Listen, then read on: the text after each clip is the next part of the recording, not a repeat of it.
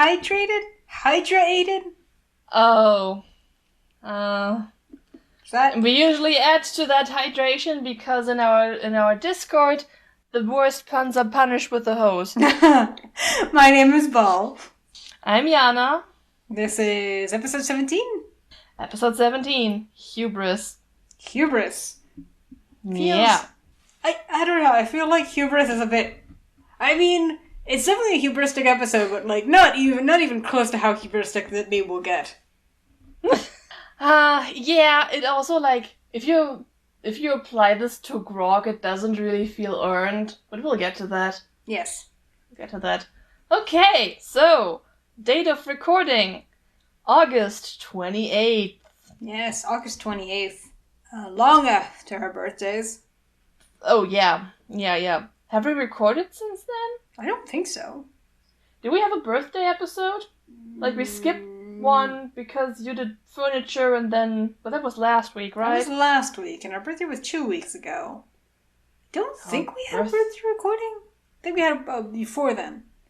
Yeah, right. If we were to record last week, we were last recorded on the 7th, so no. Yeah, been a while. while. This is post-birthday. All presents made it here. But it's just that hers was, like, her present for me was rudely taken hostage by the postal service. It was, and I hope they found that weird little dog and were like, this is probably full of drugs. I don't think that's it, but it is also extremely funny to me that you send me German products. It is. The funny thing is that the family that I got the stuffed animals from literally said, like, hey, we got this from Germany. And I was like, oh. If you just ordered these from a German store, I wouldn't have had to pay ransom. Yeah, but it was nice. They were from a family who were selling them on eBay because like they got them for their kids years ago, but their kids were never like super into them. Can't imagine why. Who wouldn't kids be these days? Into weird, creepy puppets who tell lies on a show that you can't even really watch at Sunday mornings when you're supposed to. I mean, maybe you can, but I'm pretty sure the TV station would be not available per the internet in the US. Nope, no access at all. Yes, but it felt right this way. I was sending them home. You deported them, is what you did. You deported I them. deported the bears. I deported them. I at great expense. Yeah. Bear deporter that I am. Anyway. I just sent you dice. Oh, so your gifts. Yeah, they're great. I love them very much. They don't, they've rolled some ones for me, but hey, that adds to the fun. I love failing forward.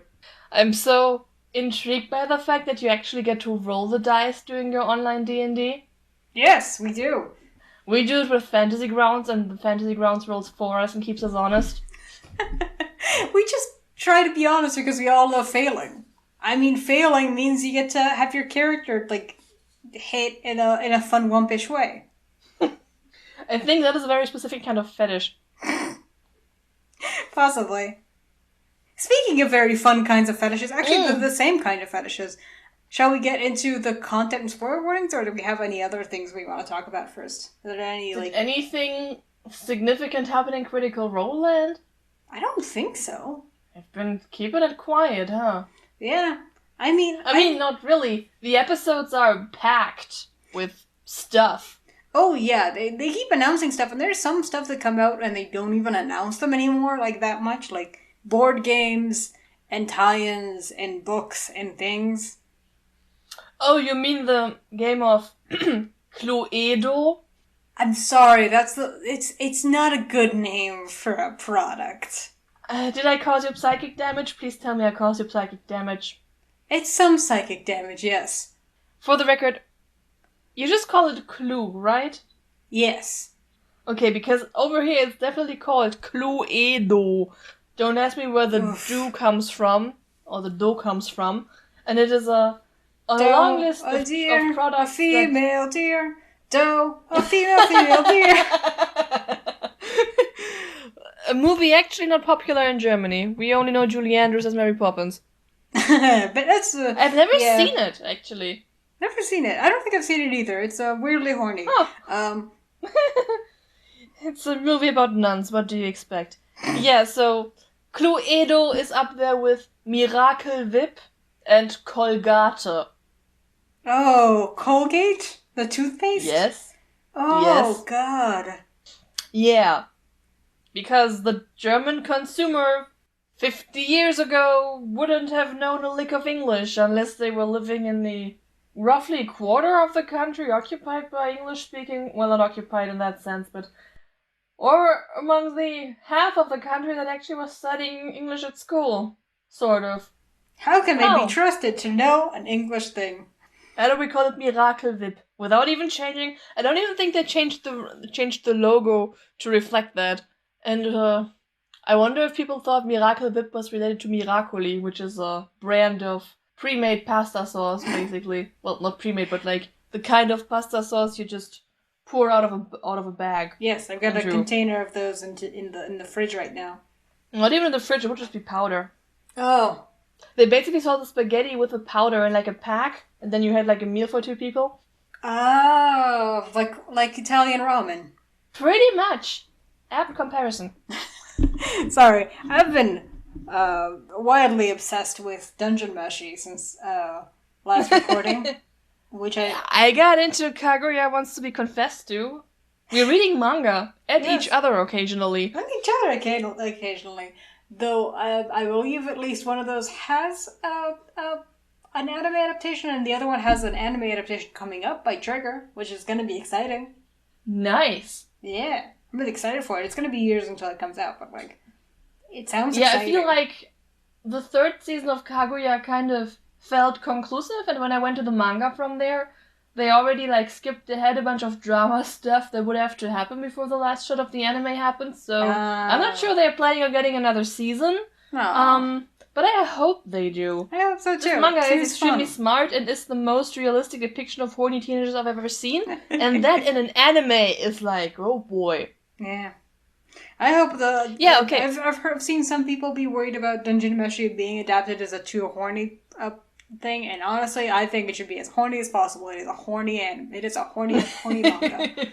The whole concept of eating monsters is kind of horny inherently, isn't it? It is absolutely horny. Yeah. And then the figuring out what is cannibalism and what isn't. Can you believe, dear listener, that somebody made a manga out of our gimmick? Yeah, and they came out in 2015. Shush! It's our gimmick! Yes, it's our gimmick. Now, the segue that I previously used is no longer appropriate, but do you want to go into the content and spoiler warnings? It is still perfectly appropriate. We are still talking about weird fetishes. Sure. We are. Off we go! Woo!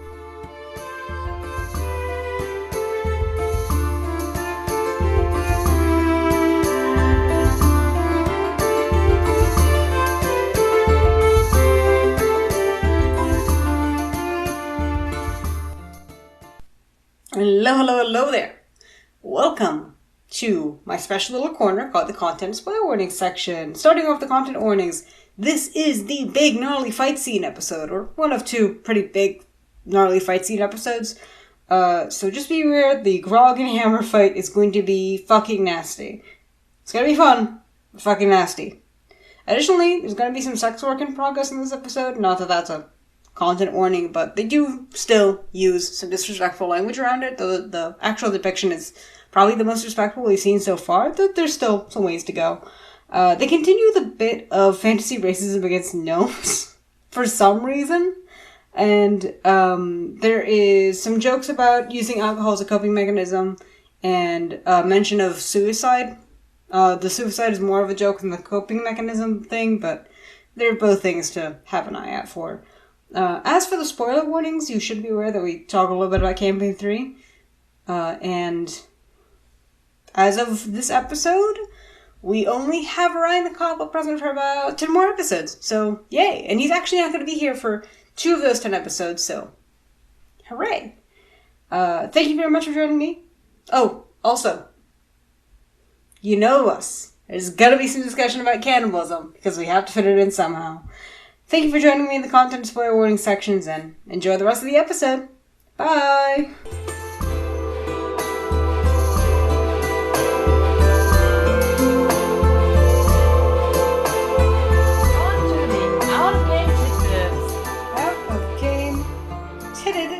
Bits. This episode aired on July... What? You don't like Titted Bits?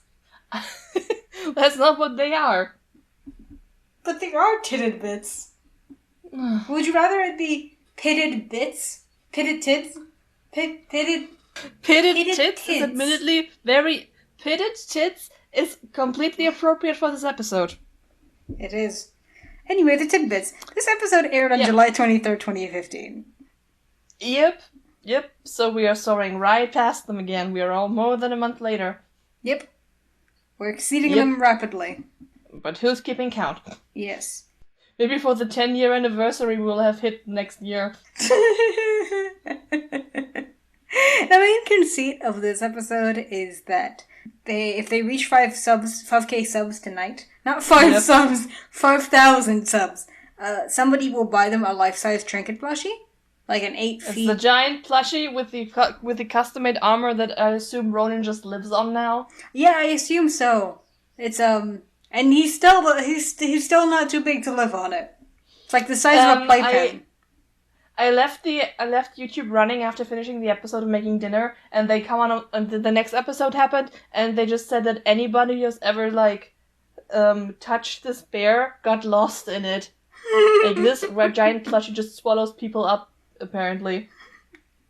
That sounds like a premise for like a Twilight Zone episode. The giant teddy bear that eats people. Matt is wearing an early logo shirt. Oh, it does not say shirt in the notes. Yes. Am I going to fix it? No. Am I going to fix it? Do not fix it. I will not fix it. And he's got very long hair, very those 2 weeks hair. that were off really did something for his hair. Maybe it was New Zealand. Who knows? He's got that New Zealand shine. And speaking of hair, yeah. Taliesin is no longer arrived, finally. in cosplay of a normal person. Yeah, he stopped cosplaying as a normal person. He has was it blue or purple? I don't quite remember. Blurple. I know I watched this episode earlier today. We watched this episode 2 hours ago. He's got a blurple mohawk, and it looks great. It looks amazing. He doesn't get to do much this episode. Nobody really gets to do much this episode except for Travis. This episode is like a solid 95% combat. But sometimes he has zingers. He has arrived. Yes, he has arrived. Yes. He's arrived in full. Mm-hmm. Everybody is very sad that Ashley has left them, and Laura says it's gonna be a good show, and sounds pained about it in a way that would prove shockingly accurate. Yes. Yes, it would, as it continued and continued. Mm-hmm. Sam is late again. He is. It's like a thing he does in campaign 1 that has stopped happening eventually. Yes. Yes. They picked up a Felicia Day made them an... Yes. Felicia Day made them a neon sign, and they show it off with like a full screen camera of the bottom table, which was very impressive and very smooth. And they did pick up a random fan at Comic-Con. He's an artist. Gore or something? Gore? It's spelled Gore. Gore. Anyways, he's still around. They picked him up at Comic-Con and dragged him with them to this episode to show him off. Yeah. He's just there. They used to do that apparently. To be fair, the picture he drew, Matt used it as his Twitter image for a long time. I was going to say that the phrasing of them picking up a fan at Comic-Con and bringing him home with them feels an awful lot like they brought him home for a threesome. They also shout out their two... I do know that this man is still doing D&D art on Facebook, so good for him. Oh, good for him. They also shout out their two main official artists, Kit Bus and Wendy Doodles. Yep, with like aggressive signs held into the camera. I wonder what Kit Bus is doing these days. Still art, I presume? I hope so. Yeah. And then, when they wind down their own announcements beforehand, Banter reveals that Travis does not want them to hit 5K subscribers because he does not want the life-size bear on set, because that would mean he's not the largest cast member anymore. I think he also probably doesn't want it because that means another bear that he's going to be responsible for not killing. Yeah, and he knows that when this entire thing, like when the set goes away, he would have to take this bear home with him. Yeah, he's going to have to try to fit this bear into the car seat. Mm-hmm. He's gonna. I mean, let's be real. Laura would have carried this bear on foot all the way home if she had to. Yes, and if she'd have run into anything, it would have perfectly cushioned her. It probably would have been easier to carry than the actual life-sized, realistic bear they get later on. But she still does. She still carries it. Yep. And that brings us Never directly into the episode. Her devotion to this bear. Yeah, that's yes. Where are we at, darling sweetheart? We are still in Vasselheim as of last episode. Vasselheim, the ancient city of buzzkills. After sealing away the horn of Orcus in the Temple of Bahamut, the party stumbled across a newly excavated ancient temple of Sarenrae, where Pike has decided that she will stay and serve her goddess. Oh my god, I was so bad when writing this down, huh? Not so bad. This is some typos. It's 3 typos and they're all embarrassing. They're not that embarrassing. I've made more embarrassing typos in my life. At some point I wrote like a thing, and I misspelled one word in it, and the only word, this was to show people, the one word that was misspelled in it was penises. Was penises supposed to be there? Yes, but I spelled it penises. Interesting. Anyway, Pike has stayed to stay and serve her goddess. She will do so diligently whenever she feels like it. The rest of the party is now stranded in Vasselheim, abandoned, without any direction or really reason to be there. Only good things can come from this. Huh. Yeah, and that's literally where we start the episode, of them just like standing forlornly in front of these temple ruins and like waving sadly, T-posing. with no idea what to do next. Oh, maybe that too. Yeah, they just got spawned in. And then Orion leaves. Temporarily, but he leaves. So Tiberius leaves. Orion leaves. Someone leaves. Orion leaves temporarily. Tiberius dies.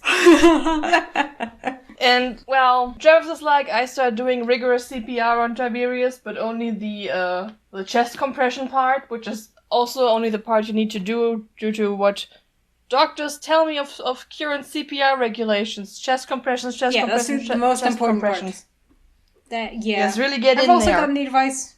Break a few ribs. I've also got that advice. Just like, sure, the mouth-to-mouth part can be important, but it's not nearly as important as the chest compressions. And at this point, if it's distracting from the chest compressions, it's way more important to do the chest compressions. Yep. When I got my certification, we were told to keep the mouth closed and breathe into the nose, which you can do with sterile masks, but nobody would ever do on a real person. We'll make out with your mouth, but not with your nose. No, thank you. Yeah. Anyways. Then he returns and Sam is with him. Well, he's not with him. I think Sam just came in right after him and he didn't even notice. Yes. So he has fetched the gnome. Accidentally.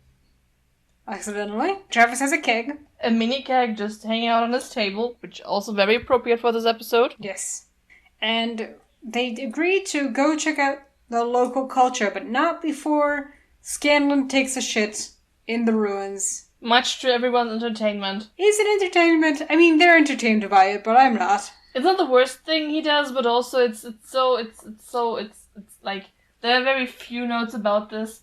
Most of them are just about how he uses the word verklemmt for the feeling he has, and I know that Yiddish words aren't like German words, but they sound like German words, and they fuck me up. What do you think verklemmt? What is verklemmt thing? What does it mean in German? It would have a second M instead of the P, and it means more like prude and repressed, which is why the notes say that I would wish he was more of that. Yes, austere. Instead of praying to Sarenrae and then taking a shit, which, as the party notes, Pike is going to have to be the one to clean up. Oh yeah. Like, even if your poo is blue and sparkly, it's probably still smelly, and somebody will have to clean it up. And like, it's like a scrying mechanism, unless you try to like do it in a dirty area of town where nobody picks up the dog poop is extremely inefficient. Which still is going to be noticed because it's blue and sparkly. Yeah. So, not the best choice for a scrying implement. But yes, he chooses to do this so that he can scry upon pike in his hours of need. Whatever that means. Need of what? We do not know. Yes. Yes, sorry, I am sucking on an ice cube. Now that they've finished taking a shit on the floor, they go to look at some goddamn culture. Some goddamn culture in this goddamn city. Uh-huh. And, like, Matt goes on to describe this really interesting area that has, like, iron-plated houses and stuff, and this gruff, human-looking god holding up a giant hammer, and it's like, I know who this is, I know where this is going, but this also kind of sounds like a section of town that would be for the all-hammer, doesn't it? It does. You'd expect it to be. Like, it is about ironworking, too, and mining, which is, like, and, like, you can't, like, yeah. That's the problem with, like, gods that are predetermined. You can't just kind of say, oh yeah, Court is like the god of bashing in faces and storms, but also mining and stuff. Like, random assemblies of domains are normal for polytheistic gods. Or saints. Especially saints. Uh-huh. They're like, nope. And I don't think this, I mean, I should have done more research into Vasselheim. Anyways, so that's where we are right now. Yes. And the description... The Braving Grounds? Percy and, yes, the Braving Grounds, that's what the area is called. And, like, Percy and Tiberius both roll their 20s on their religion check, and as soon as somebody says, oh yeah, it's about fighting, Grog is just, this is my place, hi, hello, yes. And I would invite our viewers to fondly wave at the statue in remembrance of the really neat, well-developed, sort of religious arc Grog almost had. Almost. He got closer to it than literally anyone else, except for maybe Keyleth, which I would then invite the listeners to also wave at that. Yeah, if you look from your left-hand side of the vehicle, you will see Grog's would-be religious arc, and if you look on the right-hand side of the vehicle, you will see Keyleth's religious arc. You can wave at them with both your right and your left hands at the same time. Please do keep all limbs inside the vehicle. Thank you very much. We now continue our tour to the one first big set piece of this episode that takes up not as much time as I remember it taking up, but still kind of the majority of the episode. It's the majority of the episode in spirit, if not in time. Mm-hmm. It is the more entertaining part of the episode, don't get me wrong. Yes. The Bellows Respite. Unless you are kind of squeamish about fights, which I don't blame you. I got a little bit squeamish about what's coming up. If you if you've never been squeamish about fights, give this one a try. It might make you squeamish about fights.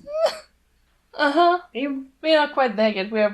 Because like Liam grabs a random NPC, like a miner dude, and like an ER, yeah. Which excuse me, and just kind of presses him for information. Everyone is extremely confused about these minor PCs that Liam has picked up, about them not being dwarfs. They keep alluding to that. Do we speak dwarvish? Do I turn into a dwarf?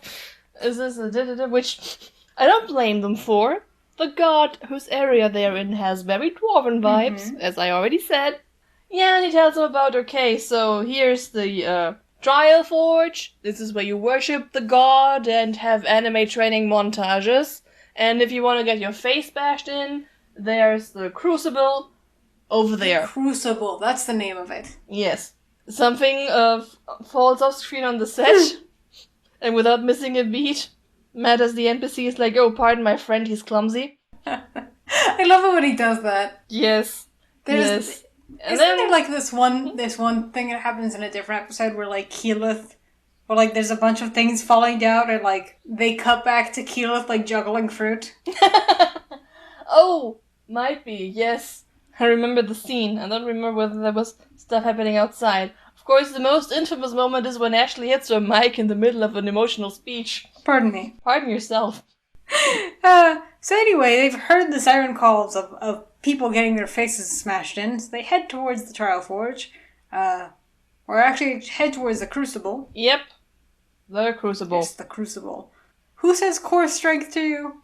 Or chord strength to you, rather? I think the NPC says chord strength to you afterwards as a greeting, and everybody, of course, as you do with people's religious beliefs, you immediately make fun of it. So core strength to you. Which, the thing is, does make sense for Cord. I feel like Cord would be into it. Yes. So they make it both to the tavern that was pointed out to them, which is like a tavern and brothel kind of place. The 3rd floor is a brothel, as we will find out. And it's 3 stories. It's 3 stories tall and lit up. You mean you go there for all of your earthly needs? Yeah, right next to a quasi-religious place. Because why wouldn't you? Why wouldn't you? Like, we find out this fighting ring is actually, like, operated by clerics of court. Which is a good idea. Yes, absolutely. And then, when you fight there, you apparently get a free brothel stay. I think it's only for, like, the ones they like a whole lot. Maybe. Because it turns out, being religious and soliciting sex workers, or drinking, or whatever else, don't have to be mutually exclusive. Nope. Funny that. Funny that. Funny that. Very funny that. Yeah, okay, so the Crucible, it turns out, is just a giant pit in the ground. Yeah. With no railings, I think, which is an OSHA violation. Everything about this is an OSHA violation. At some point, Marisha gets cold, so she puts on the minxie vest, but still does not put on sleeves. I'm pretty sure by now that she put the vest on because she wanted to turn to Minxie again, which she then does in full view of everyone because reasons. Yeah, she's into Minxie this episode. I think she actually stays Minxie until she, wakes up the next day. Yep. Until breakfast. She stays Minxie until breakfast the next morning. Yeah, so she's really in a Minxie mood. Which is why she can't cast spells on Grog. Yeah. Not that she would, because, yet again, killeth don't heal. Killeth does not. Killeth doesn't do that. You say that in an episode where Keyleth heals 21 points. She can heal people, she just doesn't want to. But she does it. Oh yeah, Keyleth does a lot of things she doesn't want to. She does Vax. Maybe I think she does... Boo! Boo this woman! Boo this woman! Vaxleth, I'm sort of on your side. Boo this woman. I am. I do like Vaxleth. I just like making fun of them also. To be fair, in 3 episodes from now, that's going to be the only thing keeping us afloat. Yes. Yes. Okay. They enter Grog into this fighting ring and bet a lot of money on him, and it is so fascinating to me how none of these people seem to be similar as they were in Crackhammer. They seem to be incapable of acting lawfully and not cheating. They were raised by wolves. They have no idea what's going on. It's just incapable of not cheating. It's the first thing they go to every single time. Yeah, that's the first thing they try. Keyleth wants to cast Stone Skin on him. Scanlan wants to give him illegal drugs. I mean, that's a thing for him. And just during the combat... To be fair, I feel like during the combat, Scanlan could have gotten a few healing words off without people noticing. It's fine. I'm glad that he didn't. But it certainly is very fun to think about how just Vox Machina has no concept of just having a fair fight. They're obviously we're gonna cheat. Yeah. They don't even think about it that much. They also don't think about how this is a... Some people have no sense of fucking honor. Some people don't have healing spells, so don't worry about it, Percy. That too. Yeah, so we also meet a female fighter who just climbs out of the pit and is called the Siren. Grog immediately develops a crush, and yet I don't think she ever comes back. I don't think so either. It's a cool name, but feels not that appropriate for a cage fighter. No, but it somehow is... It's you know that one, Soulsborne meme? There's the Soulsborne meme that's for Dark Souls and various other From Software games. It's enemy named Raxor the Punished or something like that. Not that scary. Mm-hmm. Just a guy named the Captain. That one will fuck you up. Just a guy named Dave would be the guy named boss Dave. Ever. Kern the Hammer. Yeah, that's fine. He'll fuck you up. The Siren? The siren will kill you. Oh. I mean, that's what sirens do, isn't it? Yep. Dashed up on the rocks. It also does appeal to me in the sense of just, like, I bet that she's, like, you know, I bet she's very popular on the 3rd floor. Yeah. Possibly. I don't know, Grog is very drawn to lesbians. he has opposite problems from lesbians that way. Yeah. I don't know, you call a tough cage fighter the siren, and I immediately think, like, oh, I bet she has so many girlfriends. Okay, I would call, like, a tough cage fighter, like, Buttercup. Yeah, I bet Buttercup would also have a bunch of girlfriends. Just a massive polycule. Which Powerpuff Girl is Buttercup again? The green one, right? I think it's the green one? The blue one is Bubbles, and the red one is Blossom, right? I think you're right. I did not watch Western animation as a child. We were in a culture war. But yes, Buttercup. Buttercup is a good cage fighter name.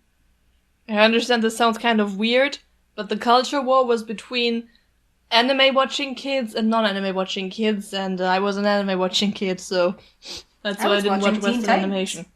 I don't even know if Teen Titans counts as a Western animation. I watched it too because it was aired between my anime, the same way as Winx Club was. Exactly. And Galactic Football? It wanted to be anime so bad. Ironically, not aired between anime on German television was Avatar.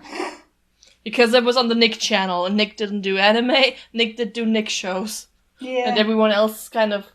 Yeah, they had, like, their own TV station. And you watched that one too. I'm a leopard. I'm a leopard. That's very appropriate. I never really watched Nick television. I would occasionally tune in when there was an Avatar marathon happening because, like, the dub was fine. Technically, the dub was excellent, and they casted some of my favorite voice actors in it, but, like, he was over German dubs at the time. You were too cool for it. Mm-hmm. Yes? I'm waiting for you. I don't understand your notes. I'm sorry. Oh, I'm so sorry. Okay, so, we're still in the pregame phase of this. We were talking about the siren, right? Okay. And then, they're like... This is why I think the episode title is referring to Grog, because Grog is very confident, but deservedly so. Like, he doesn't lose badly. No, he almost wins. You know? He technically does win. The fact that he doesn't win is bullshit. It's not bullshit. I'm actually kind of glad that it happened. But... Yeah. It's complicated. Anyways, also Vax kind of volunteers to fight Grog, and they all would bet money on it, which I think is a kind of fraud, but I suppose that's in character. Yeah, and they are caught on this to say, like, you want to bet money on yourself? On your friend, fighting your friend? On your, like, that's, not, you can't do that now. And, they are immediately turned away, and good, because they don't know this at the time, but this is bare knuckle fighting. No weapons allowed. Which would be fun, I suppose, for a very short time. It would be. And not so much for Vax. I mean, maybe fun for Vax. We know what he's into. But... True. Also, again, his fraud attempts to just make it very clear that he is a little crime boy. He's such a little crime twink. And his moral compass has not appeared yet. Nope. He is down and horny for crime. Yes. Yeah, then we get to the actual fighting part and to Kern the Hammer, Grog's opponent. And like... It's also worth noting that that Grog does not sign up as Grog. He signs up as Philip. Right. Good for him, actually. Yeah, he's gonna be glad about that later. Mm-hmm. Yeah, and I will note that I... Continue. I also enjoy that when later when he does a repeat performance and he's like, my name isn't Philip anymore. Everyone kind of treats it like he came out. It's like, oh, okay, it's not Philip anymore. Cool. That's his dead name. Don't dead name him. Yeah, don't dead name him. His name's Grog now. Which also plays into my point that I don't blame anyone for not watching this fight scene because it is gnarly. It's gnarly. It's gross. Yeah. But also, this is the closest thing we're ever going to get to an on-screen sex scene on this show. Yeah, this is why I said in the sexual tension between these two It's all very Fight Clubby, and that, like, if you watch Fight Club, it's a very sexual movie. I don't like Fight Club, the movie, so I did break this. I don't find it to be a very good movie. But it is certainly a movie where men punch each other in the face in a way that feels very much just like, oh, you want to have sex with each other. Like, this is what this is about, right? Are you trying to trigger the well-actually crowd to have opinions about Fight Club in our comments? Go for it. My opinion is that all these men want to fuck each other very badly. Tell her why she's wrong. I dare you. Go ahead. Drive up the engagement. I'm pretty sure that's a point made in the Fight Club movie. Somebody thinks like they're all just having gay sex over there.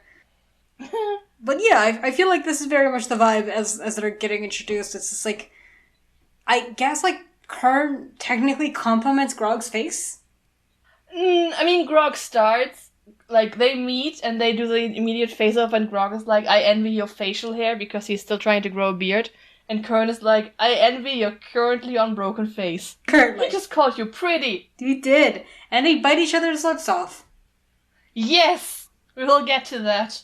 They're trying to intimidate each other. Both are raging, which just drags this fight out because they are raging, so they take half damage, and they can only deal bludgeoning damage of 1d4 plus strength from their fists, which when you both have, like, hit points in the hundreds, means you're gonna be here for a while. Yeah, it's like trying to bludgeon each other to death with spoons. It's gonna be... God, remember the spoon killer video? Yeah, that's exactly what I was thinking about in this fight scene. Just like, hit. It's gonna be a while to get some popcorn. Hit. They literally do get popcorn. Yeah. It is more engaging than that. I will give them so much. Also, like, one of my favorite quotes is when Taliesin is like, you do more damage if you would just hit him with the d4. Yeah, because it's sharp. It's a little caltrop. Yep. Especially the metal ones. Yeah, so the fight, I believe, begins shortly after they attempt to intimidate each other. There's a bit where, like, Kern, like, drinks some ale beforehand and, like, Keyleth rapidly tries to look for, like, oh, do we have, like, a potion of stone skin? Because, again, cheating. They love to cheat. Cheating. So much cheating.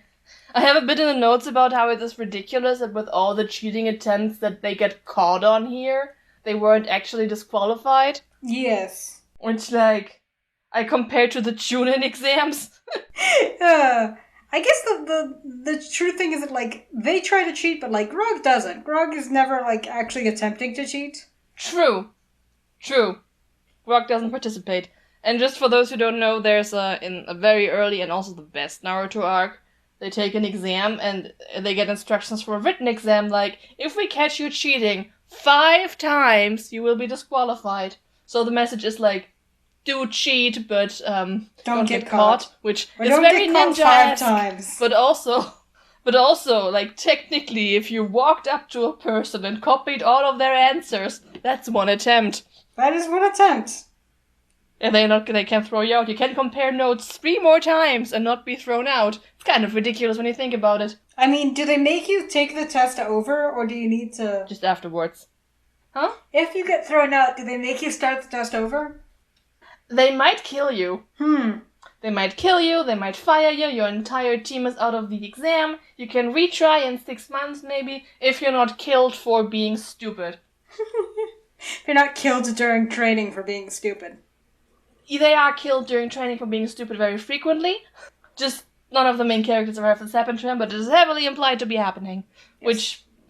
don't get me started on Naruto and... Speaking of killing each other... The fight begins. Oh yeah, no, we have a very homoerotic fight scene going on here. Yeah. For me, the main... Because, like, so this episode is, like, 90% fight scenes. It's this fight scene and a different fight scene that happens, and this is definitely the better fight scene.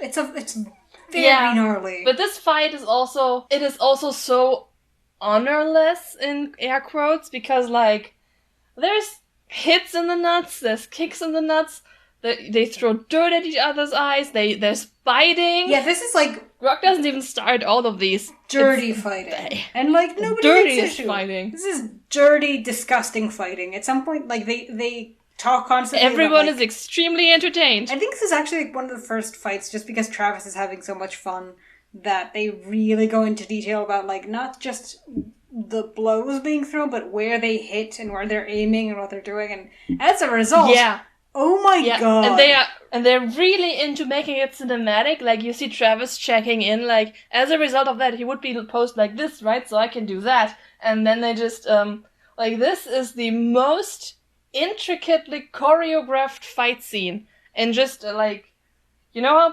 how, like, good movies have, like, choreographers for fight scenes? This is choreographed. That's what's happening. This is a choreography. It is also sexy. Yeah, it's choreographed, but also it feels very much like the kind of disgusting fighting you might see, like, two people having in, like, a Walmart parking lot. Yeah. That is exactly the vibe. Yeah, at some point, Grog knees Kern twice in the balls so hard that Matt says that there will be a search party later. Which makes me wonder, in this universe, is it canon that the testicle wanders through the body when pushed just like people thought a uterus did? Maybe, but maybe just, it ricocheted off some things. There's a bit when Travis is offended that Kern just hit him with a knuckle he kissed previously, which is what in the anime scene we call an indirect kiss. And then they have a very direct kiss because Grog just tears his lip off, which is a messy makeout session. It's the messiest makeout session. I think he tears his lip off and then he headbutts him while holding his face, by the way. I made note of how homoerotic this is. Like, he cups his chin and headbutts him in the lip to tear off the rest of his lip. Yep. There's also a moment where, like, he's pinned under the hammer and it's like, this feels like home. Yeah, this fight in broad strokes is two men fighting and punching and kicking each other when they really just truly want to have sex. Mm-hmm. And get real close here. Yeah. This reminds me of an Olaf. At some point... Oh god, Olaf, yes? It's the one with, like, this emperor, like, doing, like, this young emperor being like, hey, so if I do, like, a thumbs up at the gladiator, they will not kill their opponent. If I do a thumbs down, they will kill. Other way around. But if I do, like, the finger in a hole gesture, what'll happen? I think I know that one. That Olaf. Mm-hmm. Yeah, and then they start having sex. Of course. And they're just why were we doing this? Because it's an Olaf comic. Why were we fighting again? We could have been doing this the whole time. Yeah, the bottom table during this fight actually does get popcorn. And various other things that happen. Scanlan tries to get a guy to pretty much stop observing him. I think Scanlan is trying to cheat and this guy is like his guard. And that's why he is like, oh, this elf over there insulted your mother. Why don't you go deal with this right now? Right, yes. And then the guy just, like, reveals that he has, like, money on this and won't leave. Various shenanigans do occur. Yeah. Laura got the trinket puppet for emotional support during this. Yes, she did. Ultimately, they whittle each other's hit points for a very long time up until Grog manages to get Kern on his knees, breaking both of his knees and kicking him in the balls multiple times, dislocating his lip. And I will admit that I'm glad Kern won, because it just feels very anime villain It is! of Grog in this episode. It's also very animated. He now gets like he doesn't really get a training arc, but he might just... Okay, he fights a fucking dragon after this. This is a training arc. And then he returns triumphantly. Yeah. He, like, gets Kern on his knees, and he's still, like, smug about it, and, like, then Kern goes unconscious. But he's an orc. Half-elf resistance. Gets back up. Did I say half-elf? But he uses his half-orc racial ability to choose to go back to 1 hit point. Mm-hmm. And then he takes Grog out and pays him a gold. Like, which is this so like bitchy. An end of Moulin Rouge scene? Is this tipping for good service? Possibly. And like, it might be tipping for good service. The good service of completely bashing his face in? God. I don't know, maybe he finished. I don't think he's physically capable after getting kicked in the dick so many times. Entirely possible, but this does have the feeling of just familiar enough with the anatomy, but I'm pretty sure the two things kind of work against each other. They do. But I mean, like, did Grog check the other side? Did he have, like, his number written on it?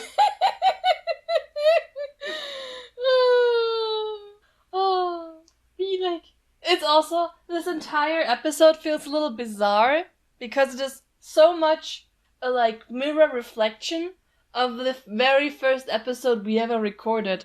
You know? Oh no, because we did the other side. We did the rematch. We didn't do the rematch. We did the third appearance of Gore. We did episode 43 when there's like an extended sequence where Kurt and Grog just talk to each other like the most awkwardest of exes, and it's hilarious. And everybody picks up on it, and the sexual tension is just so in the awkwardness, and it's yeah. Okay. Yes. So, Grog gets knocked unconscious. Scanlan rushes to him. Vex rushes to him. Heal him up. Mm-hmm. And they say, Grog, you won! Scanlan tries, but Grog knows he didn't win. He knows. He's not an idiot. Yeah. This leads to one of my most favorite early Persalia parenting moments. I'll get you ice cream. And a sex worker. It's not the term they use. They do not use the term sex worker. No. It sounds funnier with the term they use, but it's a very funny and kind of cute moment. Yes, it is kind of cute. They're just trying to make him feel better whatever they can. Yeah. And it's just, like, this entire, before they go on break, the entire thing is just about how genuinely upset Travis is. Even more so when he knows when he finds out that he, like, had Kern at 1 hit point. He is legitimately upset by this. And everyone at the table, with one exception, is legitimately sympathetic towards him. And trying to make him feel a little better. Yeah. However they can. Do they wait until after the break to do the chicken thing? Yes. It's one of my favorite bits. Oh no, it's before. Yeah, like, Travis takes a bite of an extremely crunchy piece of fried chicken. Mm-hmm. Like, a wildly too crunchy piece of fried chicken. I don't know where you found it, and it just goes into the mic like a commercial. And yeah. Scanlan just, it's not even chicken, it's a piece of wood. And Matt describes Grog being so bereaved and depressed that he just just through a piece of stool in the bar. A bar stool, not a shit. A bar stool. No, just gnawing through a bar stool that Vax then pays for. Yeah. Yeah, they go to the aforementioned bar, whatever. To the tavern right next to it that also has a brothel in it. Where Grog gets to eat and sleep at for free, everyone else has to pay. Not that he minds, because he offers to sleep in the pigsty. He's so sad that he's so sad. It's at that point. It's the point of just like, I don't even deserve a bed. I'm gonna go sleep in the pigsty while it's raining.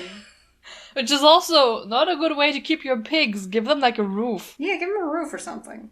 It's rude to the pigs. But they convince him to go, and he goes upstairs and disappoints a woman. Yeah, like, what they do now is they just, like, let the evening go by, everybody else gets rooms. Grog goes up into the brothel where, I'm not really implied whether he's having a good time. The sex worker probably isn't, but, I mean, it admittedly is probably a very short workday. Do you want to know what my headcanon is? What? I don't even think they had sex. You think he's just crying into her boobs like he does after Scanlan leaves? Yeah, I think that's just what he does. I think that's just what Grog does when he gets upset. He just finds the woman finds the sex worker with the biggest boobs, and he just cries on them and pays her very well. That certainly is one way to interpret sloppily disappointing a woman.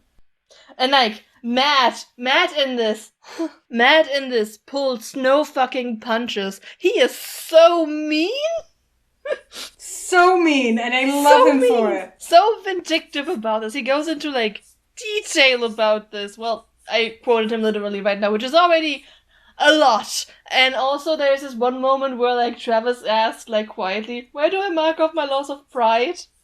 And Matt immediately, without missing a beat, is like, that would be under additional notes. He He just knows when it's time to be mean, and he's so mean. Yeah. In the notes of Grog's night there, they cut to the break. Travis leaves the table. Laura informs everyone how genuinely upset he is, and then we hear him yelling scream, whatever. God, this big sad man. And you can just hear like the end of the Hulk movie music playing. Just him just walking sadly into the distance. This giant, sad man. Okay, and this is where we cut to break. They don't have the bear yet, they do other stuff. And also, they do the worst thing, and they bring back the goddamn character backstory clips, uncensored. Yeah, but uncensored this time again. I want the drop camera back. I want to watch people secretly again, please. You're gonna regret saying that once we get tired of the drop camera. Look, I think we don't keep the stalking camera for as long as we have kept these intros now. That's true. And like... But yes, the stalker cam gets very voyeuristic. It does. But it does get replaced with a fan art gallery, I think before the halfway point. I think so too. Yeah, and then we stick with that, which can't really, it's the same song, but it's different art every week. Yes, it's not quite the same sensory deprivation tank. Yeah. Yeah, so when they come back the next morning, they are just sitting in the bar and figure out that they have kind of nothing to do except for go visit Keela's family. And everyone... Which again, they keep calling it family. It's not her family. Everyone has completely forgotten what Keela just told them about this. I love Taliesin's line about how they haven't had an awkward parental confrontation in months. But this is not an awkward parental confrontation. Keela doesn't know them. Keela is related to these people by spirit, not by blood. She doesn't know anyone. She doesn't know them. If she's blood related to them, she's probably closer to like being blood related to Percy. Interesting. Actually, Percy's a bad choice because Percy's family's from Wildland, I'm pretty sure. Or like genetically. But she's probably like closer from like genetic drift to... I didn't want to say Vax. I really didn't want to say Vax. But you're running out of elves, so yeah. I'm running out of elves. Yeah. She's probably closer related to Allura. Huh. You can absolutely make a case for Keyleth being genetically whatever. I mean, okay, lore-wise, all of them are genetically from this place, from Vasselheim, because that's the only place where civilization survived. Except for maybe... It's like we are all technically Africans. Yeah, basically. Except for the twins, because they do have Singorian ancestry, and Singorn, of course, survived the calamity as well, because they just went, well, fuck this! Let's be in the Feywilds for a century. Except that they also have Vasselheim ancestry, because their mom is human. Yes, that too. But also, you can trace the Ashari back to the Groot Ashari, who were around pre-calamity. I'm going to get more into this in my theories based on HXU Calamity. Really great 25 hours of your life if you're into it when we get there. But the Ashari are kind of ancient-ish, like Vasselheim ancient-ish. So that would be the second place where DNA maybe survived. The third next after Singorn. Yeah, so she's pretty distantly related to these people. Yeah, but probably not closer than anyone else would be related to somebody from Vasselheim based on history. Uh-huh. Yeah, definitely no one she hasn't met before. Definitely no one she's really close with. No cousins here. No cousins. The party just kind of doesn't listen to her much. Nope, and this will be a recurring situation. Yeah. We skipped over... But they decided not to do that today. We skipped over where did we skip? The one Vaxlith moment this episode where Minxie goes to the brothel to look for Grog, because Grog loves real. Oh right, he gets to second base. Yeah, he does. And, she goes up there in tiger form, scares a patron, and then Vex goes after her and is like, oh, sorry, my tiger got away again, which in a brothel is a real fun thing to say. She just rolls on her back and refuses to be on a leash, and he starts petting her, and Laura is like, I'm pretty sure you just groped her. Oh, 6. Mm-hmm. But yeah, I actually do think this scene is very cute. It is. It is also a little weird that the cutest early Vaxlet moments all happens when she's a Minxie. Yeah, but that's also like very Vex, isn't it? Maybe the Rakshasa wouldn't have had to dress up as Gilmore to get into a sexual situation with him. Who knows? Nope. He could have just monster fucker. Monster fucker with a penchant for kitties. Yep, furry man. You remember when I talked about how like not a furry, but into furries.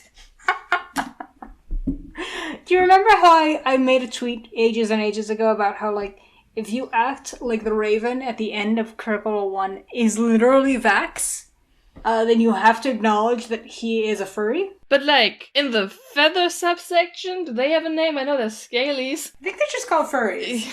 And while we're on the topic of furries, before I forget it, something else that's supposed to happen when they hit 5k subscribers, which they are about to, I think, is that the Overlord, already known for wearing a unicorn costume a lot, is going to dress up as a penguin. Though, he does not sound happy about this. No, but he put it on there, and I think it's starting to become a little noticeable. It is becoming noticeable. Which furthers my theory of that he is what an egg would be, but for furries. Entirely possible. Is it appropriate to say? Probably. But also, he is the one who keeps insisting on putting himself on camera in animal costume, so... He sure is. Anyway, the idea to go visit Keyleth's family, quote unquote, gets diverted by Matt's decision that, hey, wait a minute, we're supposed to have guests next week. Yep, we do have some rails you gotta be on now. We have a lot of legwork to get you there. We already scheduled this with 4 different people. Don't fuck this up now. Keyleth's family can wait. Yeah, which honestly is a good call on his part, just because otherwise they would have, like, just kept wandering forever. Yeah, they are extremely directionless. Yeah, especially in this part. So the wall gets attacked by this... Yeah. Creature. I don't think we know what it is yet. I mean, they say the name very early on, and then they act like they don't know what it is, and then they do know what it is, and it's confusing, and everybody makes the obvious joke, and especially in 2015. So this thing attacks the walls, not for the first time in the last 3 weeks, as the people guarding the wall tell them. There's a bunch of shenanigans getting there, but they all kind of get over the wall, and the guards on the walls, shooting at the thing, explicitly tell them that they are free to chase after that thing if they feel like it. Yes. This is I think that if they had gone to contracts court, whatever that means, or whatever that exists, in whatever form that exists in Vasselheim, they would have been acquitted. Because they, A, didn't know the fucking law, and B, were told by a lawkeeper that they are allowed to do it, and presumably, whenever the city gets attacked by monsters that aren't, you know, like when a wall comes down and a dragon comes in, presumably they don't wait for the Slayer's take to come in. Yeah, like, this doesn't sound like a tactic that would leave your city standing for 10,000 of years. Oh, there's a thing attacking our walls. We better wait for the paperwork to clear. Yeah. This feels like something that only exists, like, in the, what is it, the Vesper Timberlands, or is that outside of, I think that's outside of Whitestone. No, these are definitely Timberlands. These are Timberlands. I don't know if they're they're a Timberlake.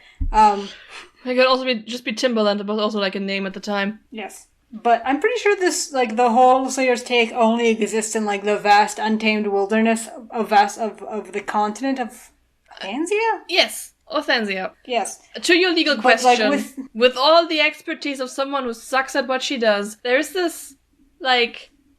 series of errors that can, that impact your culpability in, like, German criminal law. That's the kind of stuff I know. And, that's where the textbooks usually get racist. Oh. Because there's, like, if you don't know something is wrong, and usually the kind of example they give you for that is, extremely on brand, by the way, cannibalism related. Of course. Like, someone from some exotic part of the earth comes to here and eats a person and doesn't know this is wrong, because in their culture it is not wrong, are they culpable? Like, no. This is an extremely bad example. I feel like poaching, both in the sense that it's happening in this fantasy scenario and in real life, is a much better example. Because why would you know that the wild animals in this forest aren't everyone's to hunt? It's a good call. Good point. Yeah. Especially if it's attacking something. I am going to revolutionize German law textbooks when I submit this example and call them all racist. It has worked before. Good. Not really. Good. But we did manage 80 years later to rename some a commentary and a law collection that were previously named after Nazis. They are not anymore. Yay! So it only took us 80 years to get there. Only took us 80 years. Maybe next time it'll take us 70. Take you 70. Sorry, I had no part in this. Your part in this is very different. Anyway, I feel like this doesn't make sense to me. Also, in part of like, what if somebody's walking in the woods outside of like Vasselheim and they get attacked by a Hydra? I mean, if they kill a Hydra in self-defense, this entire system seems fucking stupid. Like, when they take out a contract on a thing, it's not marked. You don't, an outsider will not know that there's a contract on this thing. Any goddamn dragon-slaying party could just waltz in on, White Fang? No. Yes? The dragon they killed 2 episodes from now. No, not Brimscythe. No, not Brimscythe. I know his name. Not Vorgal. It's not Vorgal. It's something with, like, Rhyme? Is it Rhymefang? It might be Rhymefang. I think it's Rhymefang. White Dragon, 2 episodes from now, any party could come in and kill it because it's what you do. You kill a dragon. Or you fuck a dragon, or you ride a dragon. That's the 3 things you do with dragons. The main thing is that you don't leave a dragon unshriven. Sure. Or if the Rakshasa got himself into some other kind of trouble and somebody shanked him for it very capably, or any other kind of monster could just always be like, what happens then if somebody else kills your quarry before you get to it without knowing it is quarry of the Slayer's take? There's no magical mark. There's no way to know. There's no way to check. Yeah, you didn't even hunter's mark it. Yeah. Also, like, I understand what they're saying, and what they're saying, by the way, is this is the same thing of, like, threatening to sue someone on a court case that you know you can't win just because, like, they can't handle the legal fees. You mean this is a slap suit? It's kind of a slap suit because ultimately, like, okay, take us to court. What are you gonna say? Like, they didn't sign a contract. You signed a contract. Like, I'm sorry that they broke the terms of your contract. Yeah. They didn't sign anything. Contracts are legal agreements only binding for the parties who agreed to them. That's like the whole thing about a contract. Take us to court. Ask the fucking devil about this. Third parties. There are contracts you can take out in favor of third parties. There are contracts that involve third parties. You can technically involve a gajillion parties in a contract, but only the parties explicitly named and listed in the contract by its conception are affected by it. So what happens here would be like, you have to have like a really weird legal system, which I am professionally interested in, to get this to, like, come out against Vox Machina. They are being exploited here. They're being exploited for their labor. It is a shady praxis. You could have just asked them if they wanted to be members. They would have said yes anyways. Yeah, this is so shady. How dare they not think through the legal implications of this very scenario that they only need to get done for the next 4 episodes to work? How dare they? J'accuse. Here's the thing. I honestly do think that, like, the Slayer's take is just kind of like a legal mafia. It's just kind of like a legal gang that are really not that much better than the cause. Well, they're illegal, they are sanctioned, and we'll get to that later, but it's just that the way they run things is extremely weird and shady. Yeah, and essentially what they do is, like, I'm sorry, this is basically just like a defense, like, threat? What is it called? You know, like when you walked up to someone's house and you say, like, oh, nice home, it'd be a shame if something happened to it. Oh, Schutzgeld. Yeah, no, I know. It is weird. We haven't talked about the fight scene at all, I noticed. Yeah, because honestly, like, I'm more interested by the legal ramifications than the fight scene. And when have you ever heard that before? I mean... But we are skipping the part that I really enjoyed, which is that Vex gets to track. Yes! This is her second favorite terrain. The Hydra that they fight is not actually a dragon, but she is in her favorite terrain, so she gets advantage on all tracking stuff. Don't check the rulebook, it's fine. Yeah, they find like a dead ape that the Hydra gnawed on a little bit, that the Slayer's take apparently left out there for the Hydra to gnaw on. Mm-hmm. Seems weird, but okay. They also spent Hydra took so my much apes. time. All my apes gone.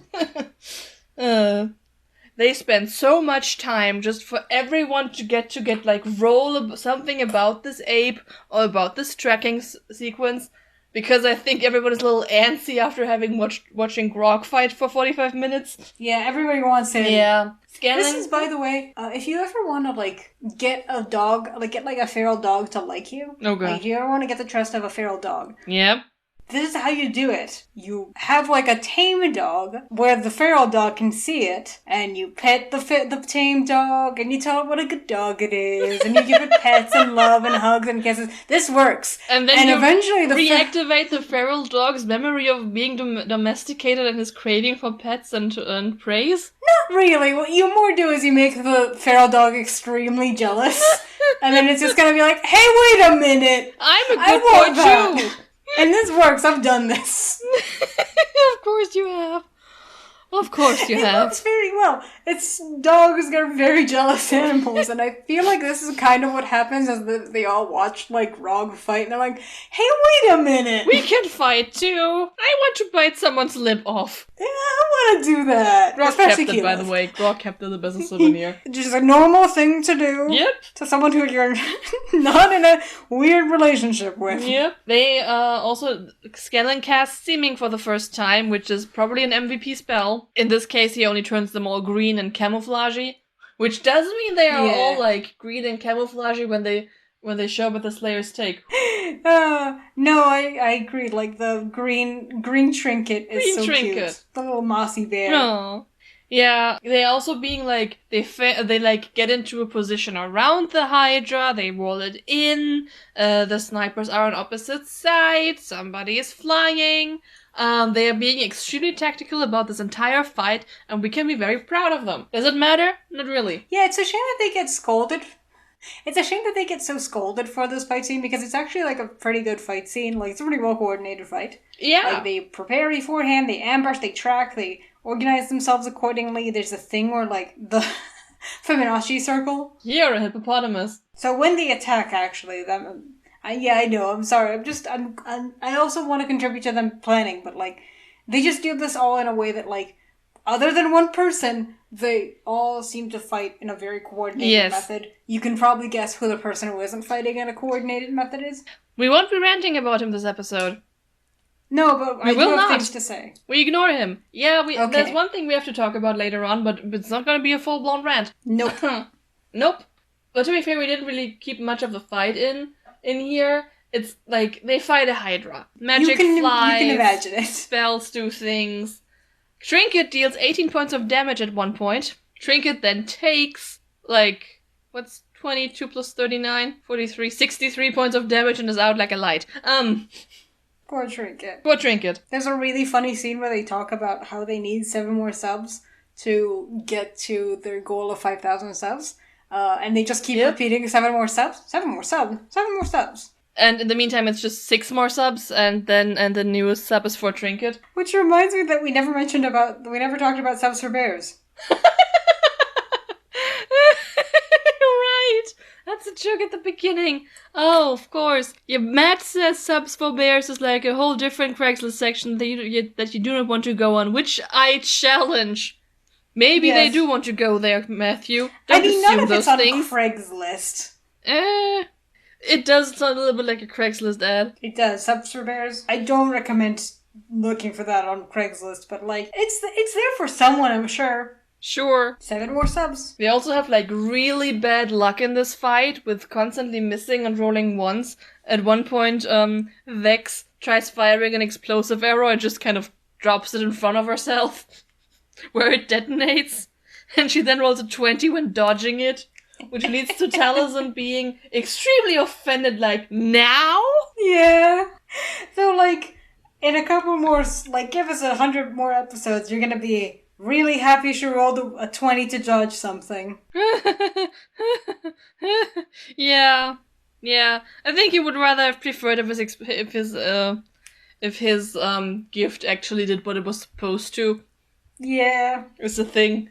It's not so much that she dodged it, It's that she dropped it in the first place. Yeah. Yeah, Scanlan actually goes about There cutting goes off his 2 gift. heads of the Hydra, Mm-hmm. which, children, in case you don't remember, is a bad thing. It's a bad thing. You don't. And then Laura is like, I think what you need to do is to make this thing have so many heads that they kind of start fighting with each other. That's how Hercules beat it. And is that the Disney movie version? I don't know. But the one that I learned, I mean, I guess I just wasn't very into the Hercules movie as a kid. But the one that I learned was that you cut off the heads and then you burn the stems. Yeah.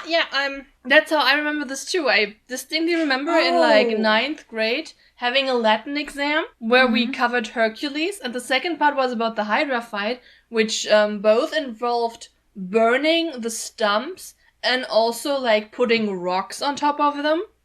And because I remember this because like the word for rock was not in our regular vocabulary, they had like a footnote in there. And I also remember another footnote was the first part of the exam dealt with Hercules' conception. Oh. Which, yes, where like the mortal dad is like, oh my god, my baby just strangled snakes in its cradle. That means the mom fucked a god. Which, if you're a dude in ancient Greece, this would be actually like, oh, we are blessed. You just would be all Joseph about it, I suppose, but no, this dude is like, I have to kill my wife for cheating on me with a god. Which is especially frustrating because Zeus does not ask for consent. No, Zeus doesn't exactly ask. And in this case he's actually nicer than usual because he like, that's the big plot twist. Like somebody goes to this dude and is like, no, don't fear. You don't have to kill your wife over this. Zeus actually turned into you. It was you who she thought she was embracing. And that's fun. Fade to black. And then I kind of asked my Latin teacher afterwards, is that the word for that? And he was like, no, but you are 15? You can learn the proper words in like 2 years or so. In a non-creepy way. He was referring to advanced Latin classes that you take as like college courses. It's not creepy. It's not creepy. Nothing about this is creepy. You need to be in a higher level of Latin to learn the right words for that. I need to remember to ask my friend if she ever did learn that, but I think they did talk about hedonism in those classes. I don't know. Maybe. I mean, like, okay. I'm trying to think about that one translation of like a Catalyst passage that goes like, what? I will, and skull fuck you. I know this is a DVCA quote, but other than that? There's like a Catalyst passage that I think is hard to translate. I think it just means like, I will have sex with you violently. I think there's a word for that. Oh, well. There is, but like the implications several words, depending on what kind of consent was in play. Yes, I think that the implications in Latin are like different or whatever. I don't know. I don't know these things. I know that the Latin word for stealing people, specifically women, is rapere, which. Yep. It is this. Yeah. Yep. Which, in Latin class, I think that was when I was a year younger, was like, is this the right translation? Because I think I know an English word, and they do have babies for a few months afterwards, don't they? So, excuse me, I don't think this translation is correct. Nope. I was very popular in Latin class, if you can't tell. Damn it. I was so popular at school. Okay, so, while we're at it, I mean, the only, like, decent strategy Laura comes up with when fighting this Hydra is like, how about we make it have so many heads it falls over? Which I don't think they end up doing. I think they just end up hitting it so hard that it dies in the dead. Like, they stab it until it is dead. Not even, like, the other party the Slayers take shows up, is like, this is ours, and then everyone's like, fuck off, we were here first, we call dibs. And they're right. And they should be right. We've already discussed this. Legal system makes no sense. Good question. Why did they have somebody watching the bait? Right! Corporate retreat. Why did they wait 3 weeks of this thing attacking the walls before actually going after it? Corporate retreat. I think this feels like... Is this where the thing with Aldor happened?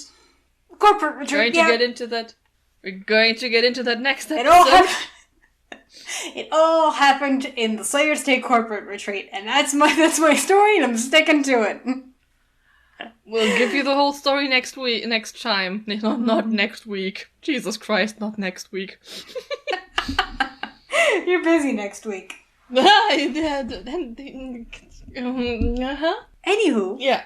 Anywho. So, the way they actually kill this is with the one thing we have to talk about this episode. I mean, there's kind of like two things I want to mention about Orion. One is that when Tiberius casts Chain Lightning at the Hydra, he explains this to Sam, and Sam is like a Scanlan. Oh, I know how this works. I used it in the fight you didn't want to be in.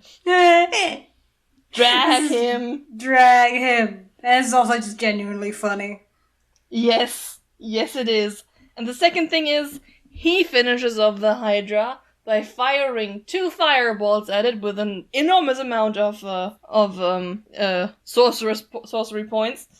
Also an enormous amount of splash damage. Yeah, he will argue that he asked whether the, I think it's actually a 30-foot radius, he says 20-foot, but it's technically 30-foot radius of the Hydra is, if the radius of the fireball would be entirely taken up by the Hydra. Did he ask that? I don't remember. I remember him saying that and then just moving on without really waiting for a response and then that just sounds doing right. it. That sounds like what happened. Yeah, he just assumed that Matt was paying attention to his question and assumed that he was correct. They also briefly discuss what a radius and what a diameter is. Diameter is the full thing, radius is half of it. Yes, exactly. I'm not sure whether they use it correctly here, but hey, whatever. So with this, and I also think the actual radius of this is 30 feet, but don't quote me. No, that's the range. Anyways. So with this, he, casts a spell twice and deals, 44 and 39 points of damage, which knocks out Trinket. Yeah. And hits Vax and also Grog. They both can take it. Trinket not so much. And also the other party that has appeared. So Grog's been having a really bad week. Leave him alone. By the way, that party includes a tiefling who licks blood off her blades, which is both very sexy and very nasty. Do not do that. Don't do this. Don't do this. You don't know, especially when it's a Hydra. You don't know, but it's got poison and shit. Yeah, does it? I don't know. Hydras traditionally I wouldn't try it, but don't. Don't do this. Don't do this. It's very sexy, but don't do it. Don't do it. Laura also gasped at the description of the curved horns. Yeah. She's gonna have fun with this someday. Not as much fun as we'd hoped, but she is gonna have fun with it. No, not as much fun as she would have deserved. Yeah. But yes, and this is the Slayer's Take, or one subsection of the Slayer's Take. It's kind of a franchise. Yeah, it is. They're, bad at talking, but the other group is also bad at talking, so it escalates for a bit. They just kind of bitch at each other, and in the end, they get convinced into this, they get pulled into the scam. Yes. I've changed my mind. I don't think the Slayer's Take is a gang. I think it is I think it's a multi-level marketing scheme. I don't think you get rewards for pulling people in. No, but you don't get rewards for recruitment. In this particular case, they do, because the point is maybe if you join the Slayer's Take, we can split the loot between us. And it's I didn't fucking do anything. True, that is true. That is accurate. They didn't really. I mean, they did cause a good amount of damage, but this is Vox Machina's kill. Mm-hmm. But I also don't think that the other group benefits from recruiting them, which is how an MLM works. That's true. So they get roped into the scam, and then they are taken to the Slayer's Take, which are the brand is phenomenal. They have a neat symbol that they tattoo on your arm, like in Naruto with the Anbu. They have a neat quasi-poem on the door. And I was originally wondering, in this religious city, shouldn't they be under some sort of god or goddess of hunting? Because I'm always here for most Sehanin representation. They do feel kind of orphans, don't they? Yeah, until you remember they have religion in the basement. Oh shit, right! They already have a god, it lives there. They don't really have a god living there, but they do have a religious figure living in their basement. Doesn't have anything to do with hunting for some reason, though. Maybe I mean, I guess I Ayun do just see was it. like, I guess I'll take it. No, I do understand how it happened because, like, Matt later describes when he... So, we'll skip ahead. They go to the Slayer's Take. They Right! meet. The office is like a laboratory. Yeah, it's like a lab. It's almost like a library. Like, they make like, it's a repository of information of how to fight certain monsters and, like, things that can be made from monsters. And I guess it is kind of Which like they are sure not very forthcoming with when it comes to preparing their recruits, Nope. for the record. Yep, they're very big on hazing. Which, ironically, is also extremely Ayun. Yeah, it's all very Ayun. The hazing, the withholding telling of information. Mm-hmm. Yeah, Super yep. It doesn't get much more Ayun than this. Nope. Oh, foreshadowing, everyone stay hydrated. As much as I dislike the Slayer's Take as an organization and think that their methods are extremely shady, I love their boss. I love their boss. Yes. I love their boss's Vanessa and Merton are just so amazing. I love the boss's male wife. Yes. I love them, so they meet them, and they're very fun, and they're super shady. Super shady. She, tells them that, so the Slayer's Take party called them Skags, and she tells them, it's a fun little, it's a cute little nickname. It's an affectionate term we have for people who are going to fucking jail. Yes, I love her so much. To the Amarantine oubliette. She's so good. And I do genuinely get the idea that, get the sense that she really loves her husband. Yes. In her own interesting way. Yes. They definitely have a safe word. Sorry. Of course they do.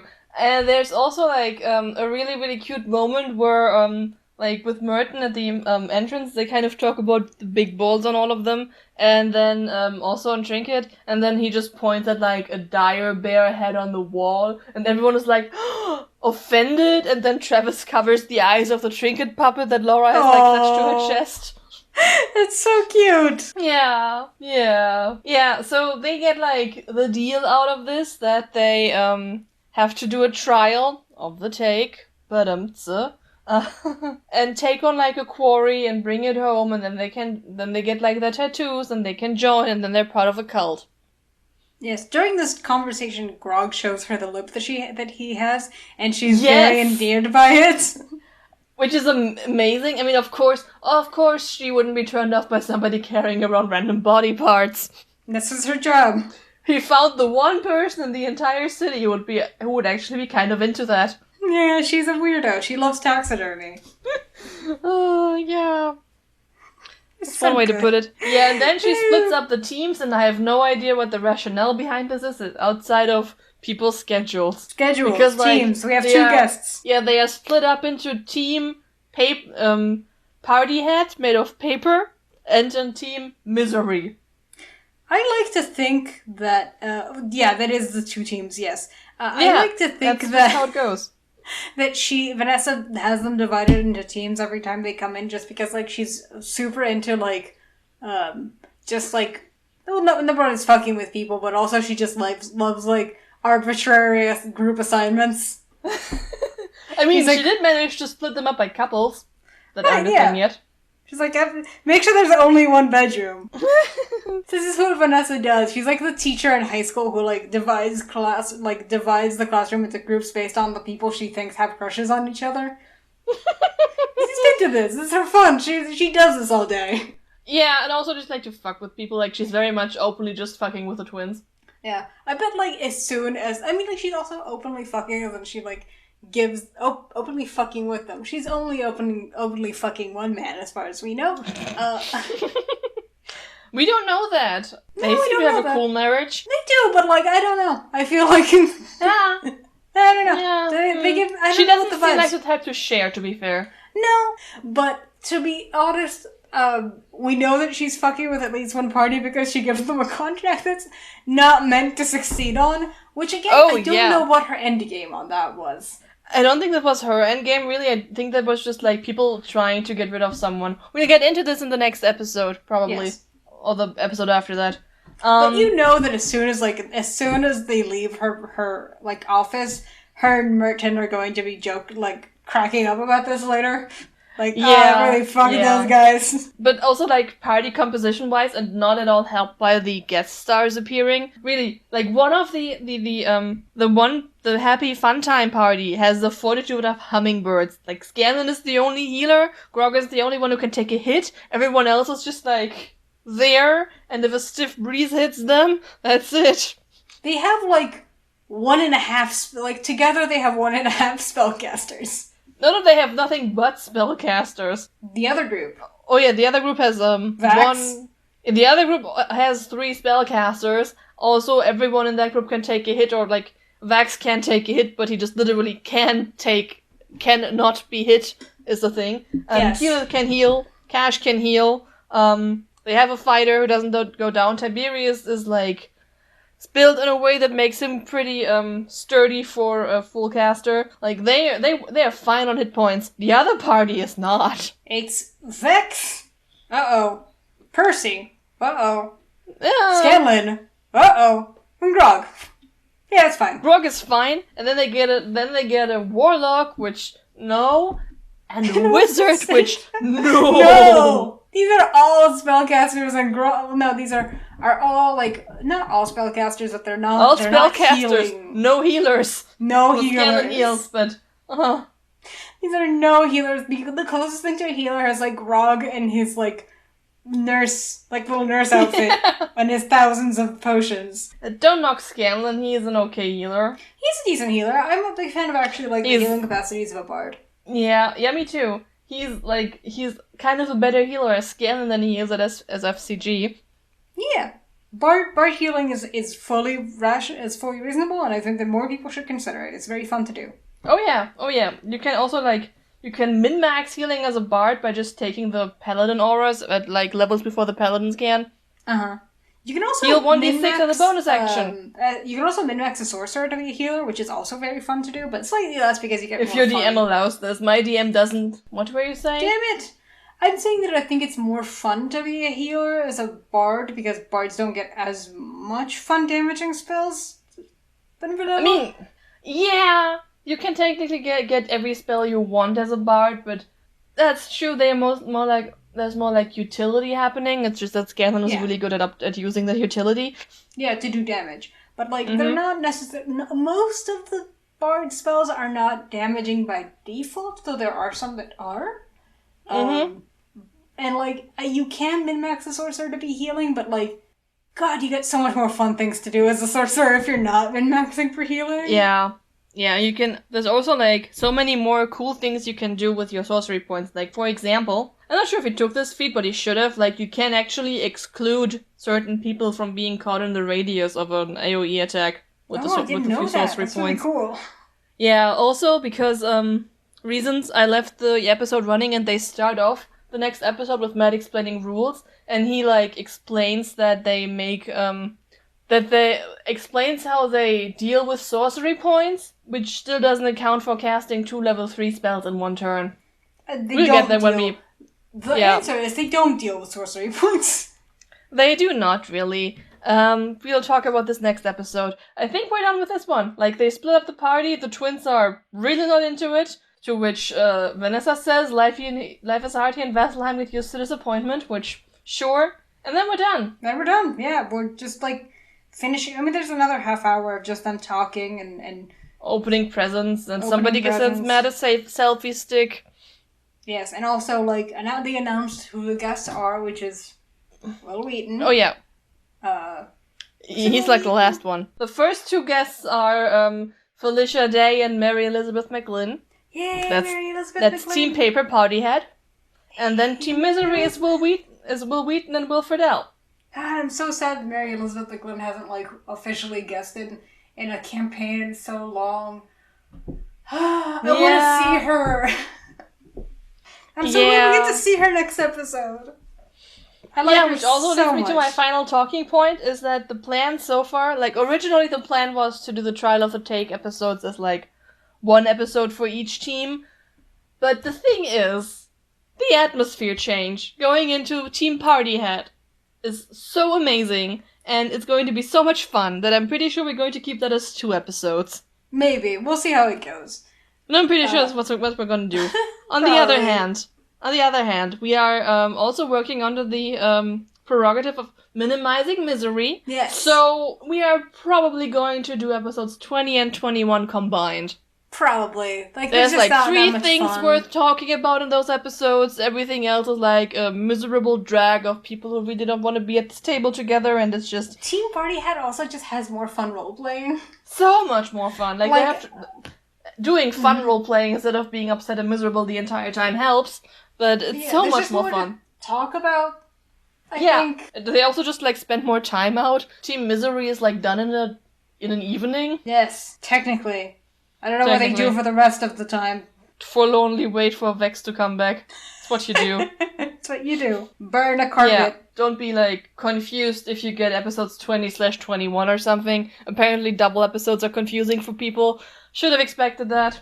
Oh well. It's okay. And we just have one thing left, which is to look at our most wonderful, most beloved, most superlative Purvan Scale. A joke that will make sense in like 26 episodes? Shorter if you watch Critical Calamity. Yeah, you stole my line. Yep. Yes, I did. I snatched it. Plagiarism. Boo this woman. Boo this woman. How about in return I will let you start the Purvan Scale? Well, the P is for pizzazz, which you do with jazz hands or rakshasa hands, your choice. I mean, Matt looked very good this episode. Taliesin has a mohawk. You're a cormorant. Yeah, Taliesin has yeah. I'm a cormorant. You are. At one point, the feature displaying the Twitch chat, no, not the Twitch chat, the tweets, or maybe the Twitch chat at the time, it was like Battlecam, just like collapses, like shuts down, and you see the former Flash error message, like back when we had Flash. Good times.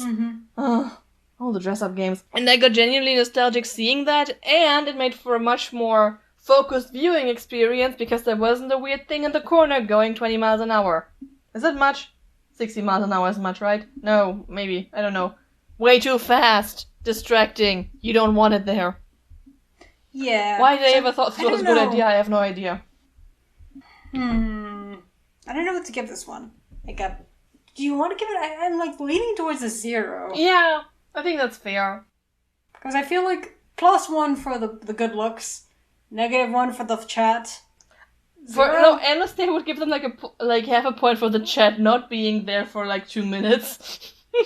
Okay, yeah, we'll give him half a point. Half a point. Okay. Half a point. Your turn. Now the second letter in Purvan is U for uncomfortableness, and.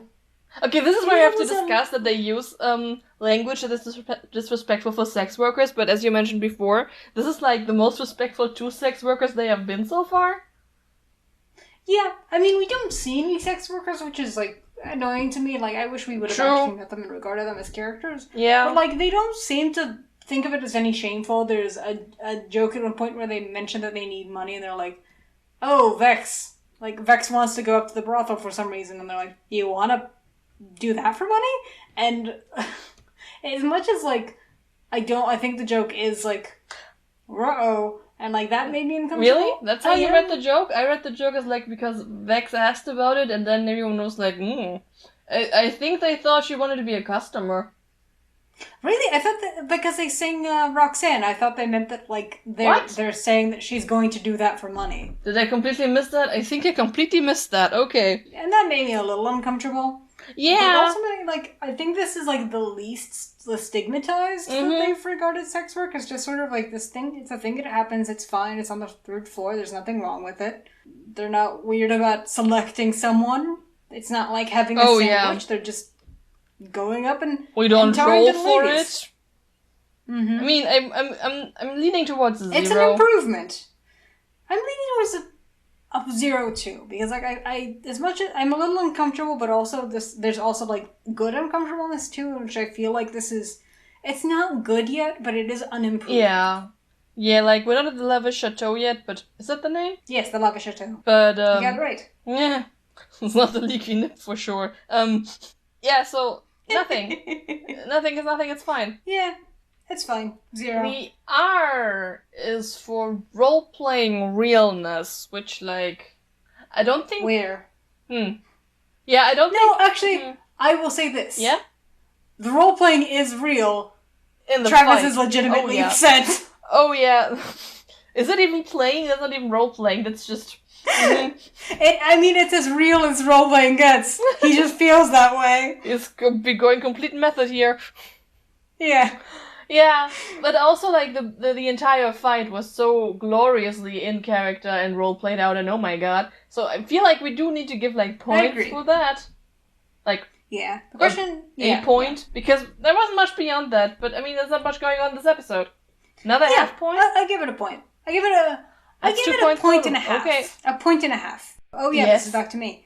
Purvan. So the A. No. No, I Yes. always forget this. Purvan. The V in Purvan stands for vexiness, and I do think that this episode, it could have been more vexed forward, but it did have a couple of fun It vex did. scenes. I liked. Yeah, she got to track. She got to take care of Grog in a... Well, yeah. I never talked about how I was uncomfortable with how when Tiberius knocks Trinket unconscious, he calls it he calls Trinket a thing. Let's not. It's not. I don't know if that counts as a crime against Vex, but knocking Trinket unconscious is definitely a crime against Vex. Oh, we have to add the trigger warnings for animal cruelty. By an ally, no less. Yes, by an ally. Trinket is very offended by this. Anyway, so I'm leaning towards, like, okay, so if you want to give, like, there's an early Persalia scene, which is nice. Sort of. There's Vex tracking, which is nice. I think this is, like, maybe half a point. Maybe half a point. 2.5 points it is. Half a point. Alright. The A is for action, which... This one was nasty. I think I want to give, like... You can't not give the pit fight points, right? You do, but I also kind of want to subtract a point, because, like, oh my god. No, but it was a good fight scene. Yeah. It was really, really good. It was, like, gnarly. I don't want to punish them for being detailed and gnarly. I know that it is not to some people's taste, but it is very much, like, serving the fight scene, the characters, and the people at the table. Everyone is having fun with it. Unfortunately, if you're not having fun with it, that is like a you thing. And this isn't where we would subtract points for that. That's true. Unfortunately, some people do like Quentin Tarantino films. I can explain. I'm atting you. Boo this woman. Boo this woman. I was 13 and Kill Bill was my first grown-up movie, okay? It was formative. Okay. I agree. You don't want to subtract points to that, even if, the chicken pot pie comment was kind of a lot. I didn't catch that either. It also doesn't mean anything to me because I don't know anything about pies. It's okay. Not part of my culture. You'll understand it. It's in reference to scooping out, it's in reference to sort of Fern's nose being so concave that it's, like, in his face. Cool. Yeah, no, I mean, again, we don't really subtract points for gnarliness. If anything, this is a plus point for creative descriptions. Okay, fair enough. No points, so like a +2? +3? +2 feels accurate because, like, the Hydra fight scene was a little much, and yeah, I agree. This was just a little fight, like, I think +2 is good for 4.5. 4.5. Take us home. The N in Purvan stands for 9 cents, and honestly, I can't think of any 9 cents in this episode. Like, yeah, the pit fight was, like, very much just not there for plot reasons. Yeah, but they're there for character if anything, reasons. This would be the good... Yeah, if anything, this would count as good shenanigans. It's, like, one of the better things Grog does in this city. Yeah, I agree. And other than that, there were, like, very clear rails on anyway, so 9 cents wouldn't be applicable, so it's either nothing or half a point. Yeah, I think so, too. Half a point positive or half a point negative? Because I'm leaning... Half a point positive. I would agree. I'm leaning towards half a point positive. 5 points it is. Right. That's pretty much all we have to say for this one. Yeah. Anything else you want to say before we close? Yes. We will probably have published our big-ass, giant analysis of The Legend of Vox Machina by the time this is published as an episode here. So check that out. You can listen to it in full on our Patreon, where you are free to support us for extras like the notes we keep referring to, the bits we cut out, and other stuff, like early access where we can manage it, which is very infrequent. Sorry. So sorry about that. But yeah, feel free to check that out. The link is in the description or the metadata, depending on where you listen to us on. You can also find us on the Twitter and the Tumblr as Critical Rollback Podcast. Also linked everywhere. And I mean, then it's just like asking you to wish me luck for my oral exams feels weird because physically can publish anything before I take those, and there's like still 2 episodes to go before this one comes out, so we'll know by the time this comes out whether I pass or, I mean, I'm gonna pass. But I'm gonna wish nobody you fails luck the oral anyway. exams who actually shows up, but I am approaching the time where I think I'm stupid enough to just fail a thing that is impossible to fail. I'm special that way. Good luck. You've got this. Yeah, well, whatever. Hey, this is spoilers for next episode, but Jana did pass. Yay! So other than that, thanks to Lulafia for our art and to Current Sun for our music. Thank you to you, the listener, and to our patrons. Especially to our patrons. And now we can go to the opinion for our episodes after the probably most professional call to action thing we've done so far. I didn't get distracted. Yeah, it was really professional. Well, towards the end. I think it's because I didn't interrupt you. I think you just need to stop interrupting you. Yeah, I mean... Just need to let you have the stage for 2 seconds, goddammit. This is what I do. I'm the corporate face of this entity. You're the wild creative spirit, I'm the corporate entity. Our opinion this episode is that almost only counts in horseshoes and fireballs. I'm not fucking around, dum dum dum dum da da da da da da. I think I'm coming. Wrong song, out. I'm sorry. Wrong song, but Yep. da da da da da da. Sorry. Yeah, whatever. It's been a while since I listened to that album. Yeah. Alright. Good album though. Saw it live. Thank Anyways. you for joining us. We'll see you next time. Bye. Bye. And we need to hum something that's not Green Day.